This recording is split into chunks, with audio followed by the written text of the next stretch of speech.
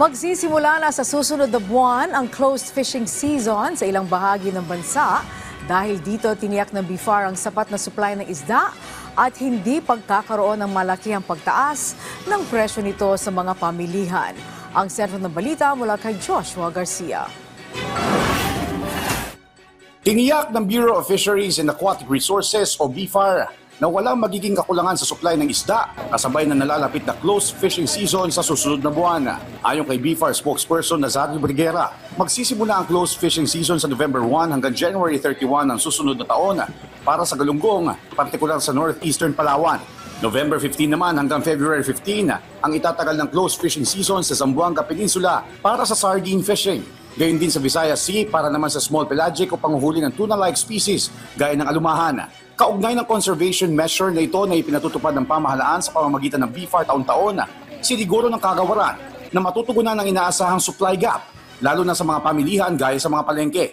Itong ginagawa ng pamahalaan, yung pag-angkat ay pansamantala lamang para masiguro natin na natutugunan pa rin yung supply sa mga palengke at hindi ito mga hulugan ng pagtaas ng presyo. So ang sinisiguro natin, mapanatili ang affordable na presyo ng mga isda sa mga palengke sa panahon po ng closed season. Sa monitoring ng BIFAR, nasa 300 piso per kilo ang bentahan ng isda ngayon sa mga palengke tulad na lamang sa galunggong. Maliban rito, ay wala pa naman nila silang namomonitor na malaking pagtaas sa presyo ng mga isda sa pamilihan.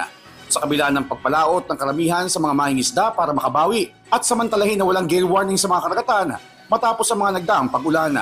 Ayon kay Briguera, nasa 30,000 tonelada ng isda ang inaprobahan na kanilang iaangkat na inaasahan nilang darating by batches sa huling linggo nitong Oktubre hanggang sa first week ng Nobyembre na manggagaling sa kalapit na bansa gaya ng Vietnam. Paliwanag pa ng BIFAR, hindi dapat maging dahilan ng closed fishing season para magtaas ng presyo pagdating sa bentahan ng isda sa palengke. Gayunpaman, inaasahan pa rin nila ito dahil na rin sa pansamantalang limitasyon ng pagkukunan. We need to take account na ang nagsara lang naman ay yung Palawan, although yun talaga yung major source natin ng galunggong.